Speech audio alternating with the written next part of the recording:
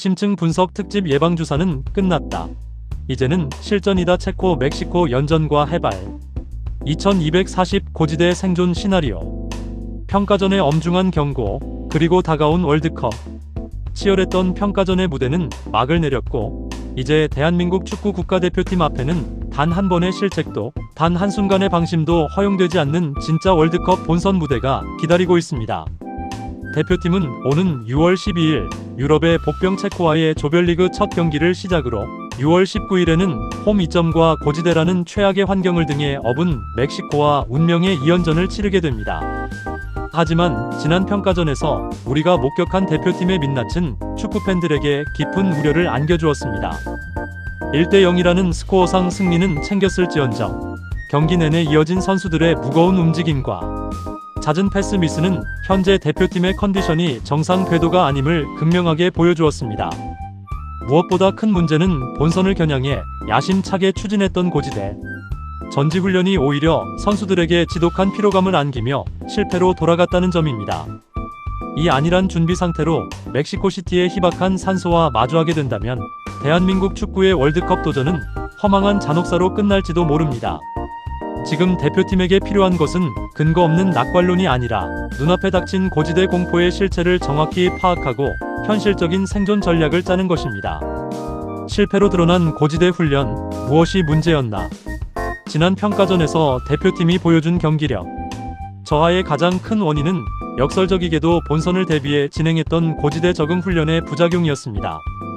고지대 훈련은 산소 농도가 낮은 환경에 인체를 의도적으로 노출시켜 적혈구수와 심폐기능을 끌어올리는 과학적인 훈련 방식입니다. 그러나 이는 최소 3주 이상의 정밀한 적응 기간과 선수 개별 데이터에 기반한 철저한 휴식 루틴이 병행되어야만 효과를 볼 수 있는 양날의 검입니다. 대한민국 대표팀의 경우 촉박한 일정 속에서 급하게 고지대 환경에 선수들을 밀어넣으면서 오히려 생체 리듬이 무너지는 결과를 초래했습니다.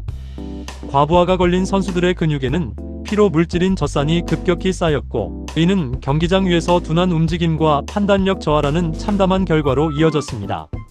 상대의 압박에 추풍낙엽처럼 흔들리던 전술적 유기성은 결국 설익은 과학적 접근이 불러온 뼈아픈 실책이었습니다. 이 실패의 흉터를 치유하는 것이 이번 6월 연전의 성패를 가를 첫 번째 열쇠입니다. 6월 12일 체코전, 무너진 밸런스를 복원하라. 6월 12일 펼쳐질 체코와의 조별리그 첫 경기는 단순히 승점 3점을 획득하는 것을 넘어 고지대 훈련의 후유증으로 무너진 대표팀의 공수 밸런스를 얼마나 빠르게 정상화했는지 검증하는 시험대가 될 것입니다.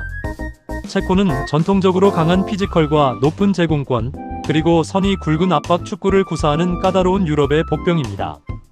만약 대표팀이 지난 평가전 때처럼 무거운 몸 상태와 정돈되지 않은 조직력으로 체코를 상대한다면 경기 초반부터 상대의 강한 신체 조건에 밀려 주도권을 완전히 내줄 위험이 큽니다. 따라서 체코전에서는 선수들의 무리한 활동량을 요구하는 전방 압박 대신 미드필드 진영에서 촘촘한 블록을 형성하고 짧고 정교한 패스로 경기를 풀어나가는 실리적인 운영이 필요합니다. 체코전을 통해 선수들의 경기 감각과 체력을 100%로 끌어올려야만 다음에 이어질 진짜 지옥의 무대를 버텨낼 체력을 비축할 수 있습니다. 6월 19일 멕시코전, 해발 2240 죽음의 능선이 열린다. 진짜 본게임이자 대한민국 대표팀의 운명을 가를 거대한 벽은 6월 19일에 마주할 멕시코전입니다. 경기가 치러질 멕시코시티는 해발 2240가 넘는 전형적인 고산지대입니다. 평지보다 산소량이 약 20% 이상 부족한 이 환경은 일반적인 평지 축구의 상식을 완전히 뒤흔듭니다. 공기 저항이 적기 때문에 공의 속도는 평소보다 10% 이상 빨라지고 궤적의 낙차 변화도 심해집니다. 골키퍼는 공의 낙하 지점을 찾지 못해 당황하고 수비수들은 타이밍을 놓치기 일쑤입니다. 가장 치명적인 것은 인간의 한계를 시험하는 체력적 고통입니다.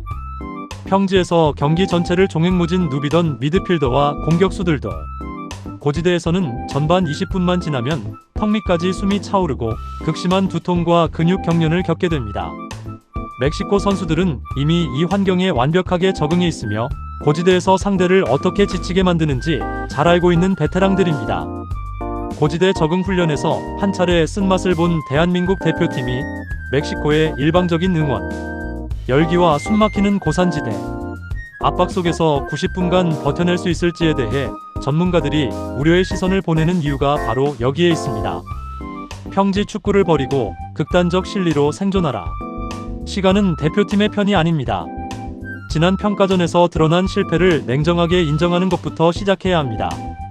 고지대라는 특수 환경에서는 평소처럼 라인을 올리고 많이 뛰는 축구를 구사하다간 후반전에 스쿼드 전체가 마비되는 대참사를 맞이할 수 있습니다. 이제 대표팀이 취해야 할 전략은 명확합니다. 철저하게 활동량을 아끼면서 수비를 두껍게 한 뒤 단 한 번의 치명적인 역습으로 상대를 무너뜨리는 극단적인 실리 축구로의 체질 개선입니다. 또한 남은 기간 동안 고압 산소 챔버와 저산소, 텐트 등 가용한 모든 과학적 장비를 총동원해 선수들의 회복 속도를 극한으로 끌어올려야 합니다. 평가전이라는 예방주사는 매서웠고 민낯은 뜨거웠습니다.